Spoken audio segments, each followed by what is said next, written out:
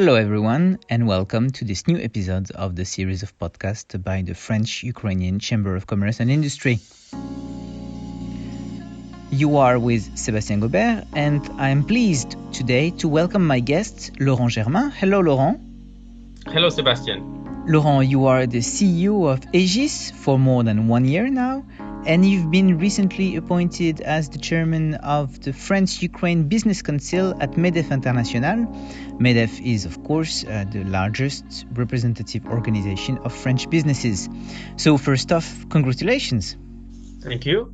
And I would like to start by asking you precisely what your appointment is going to represent for MEDEF International, but also maybe for both Ukraine and France.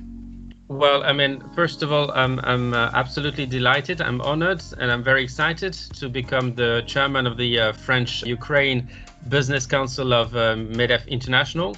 I would like to thank MEDEF for its trust. Basically, this role is to help promote the French expertise of the French companies all over Ukraine through high-level meetings, through delegations in the country. The idea is that the business share on the Ukrainian market increases. I think the French companies have been very active in Ukraine in the last 20 years, and we want to increase even more the activity, the development of the French companies in Ukraine. And basically my role would be to help the French companies to achieve this goal. And how is it going to articulate with the work of the French-Ukrainian Chamber of Commerce? Well, of course, the Chambers of Commerce are natural partners in the countries for MEDEF International and for the French-Ukrainian Business Council in that case, because, of course, you have a real accurate vision about the activity, the business activity in the country. You know the different companies, so you can help the French companies identify local partners in order to step up their development. You organize events to which the French companies attend. So my intention, of course, is to strengthen the lies between MEDEF International and the French-Ukrainian Chamber of Commerce in the country, so that together we can assure that the French companies have a better access to the Ukrainian market in the years to come. All right. So you said, and it's good to hear it, that the business share of French businesses in Ukraine increases. Can you tell us a bit more about that? What are the assets? What is the added value of French investors in Ukraine? Well, if I take the example of Egis, my company has been developing very fast in Ukraine. Basically, we started the activities 25 years ago. It was the 25th birthday of Egis in Ukraine this year. Congrats once again. Thank you. We have now 10 million euros turnover, 200 employees, 30 projects, and we are working in all the different domains of the group in Ukraine.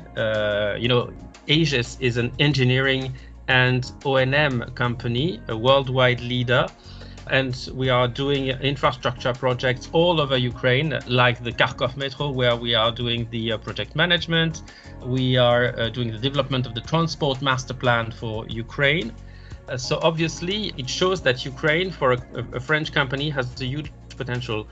The reason for that is that Ukraine is catching up. The economy is growing to catch up with the other countries of Europe. The investments from the international financial institutions is increasing year by year, which means that the financial means on which the Ukrainian government can count in order to launch new projects is increasing.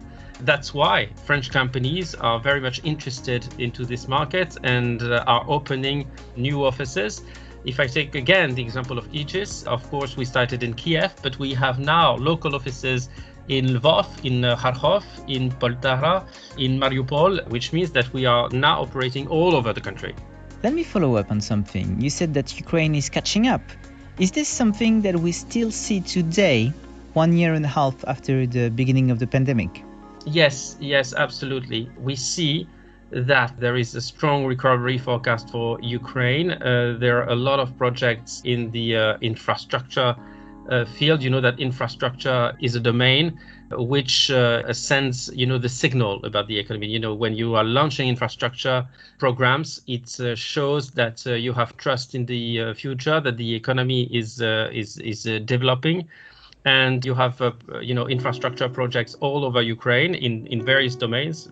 You have, of course, the metro of Kharkov, but you have also water, sewage plants, power plants. You have water treatment plants. You have roads being built all over Ukraine. And this gives work not only to engineering companies, but also to construction companies like ours, and creates jobs. So I think we can be very hopeful about the economic development of the country in the years to come. And hopeful we are. Let's go back to your activities at Egis, because specifically in Ukraine, they are now complemented by the establishment of a joint venture, Egis Ertelet Engineering, to remind our listeners that it was the topic of a previous podcast with Arnaud de Rugy and Ignace Ertelet. Now we are 6 months into this joint venture. Can you tell us a bit more about the way it's going? I'm very happy that we created this joint venture with Ertelet. Basically, the objective was to increase the resources on which we can rely on to implement our projects in Ukraine.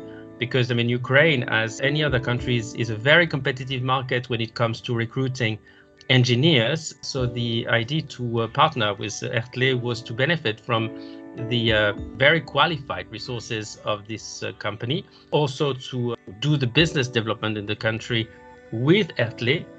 The results after 6 months are very promising.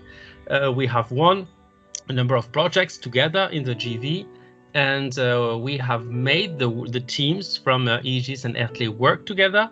So I'm very hopeful that we can even go further and beyond the objectives that were set for this year in 2021. So I'm very, very happy to have created that JV with Ertelet, and absolutely convinced that it will make a difference in our offer on the local market.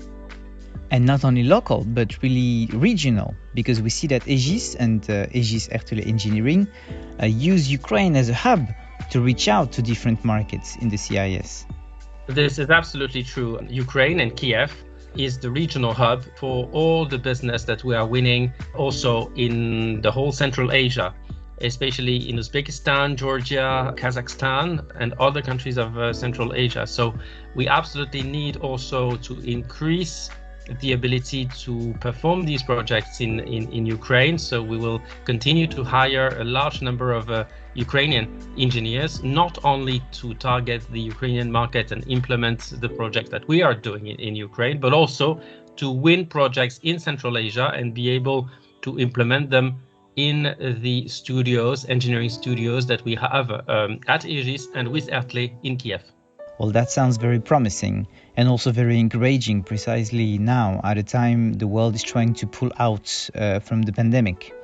I would like to remind also our listeners that you will be in Kiev soon on 24th, 25th of June as part of a MEDEF delegation to Ukraine. What is going to be the topic of this trip? Well, I'm very happy to come to Kiev. The delegation will be chaired by the president of MEDEF, Geoffroy Roux de Bézieux. We are hoping to be able to meet the highest officials of the country, the president, the prime minister, and a couple of ministers.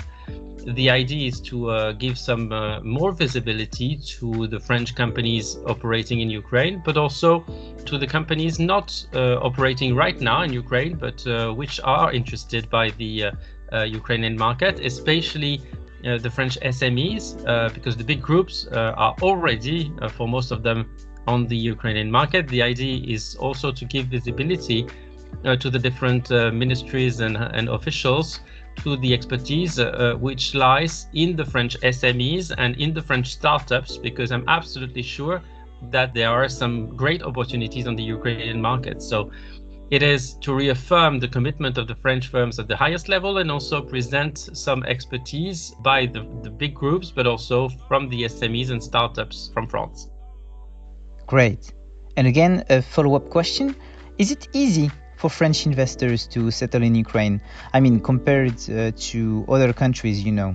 Yes, it is. Ukraine has become a very business-friendly destination for the private and public companies coming from abroad. I think the government through the years has implemented some very business-friendly reforms of the labor market. They have deregulated. They are now promising to vote a privatization law. All of this will make Ukraine more and more business friendly. As a group doing concessions in roads and airports, we are very much interested in the privatization process of Ukraine. And if the privatization process is implemented, this means that the business of Egis in Ukraine will continue to grow. This is a concrete example, how Ukraine can become even more business friendly and how a French company can take advantage of this legislation. Well, thanks a lot. Good luck on this new mission.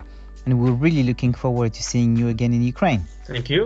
I'm very, again, excited to take on this role of chairman of the French-Ukrainian Business Council and hope that I will fulfill that mission the best I can. Thanks a lot, Laurent Germain. Thank you, Sébastien. And thanks everyone for listening to this episode of the series of podcasts by the French-Ukrainian Chamber of Commerce and Industry. This was Sébastien Gobert. Let's meet soon for a new conversation.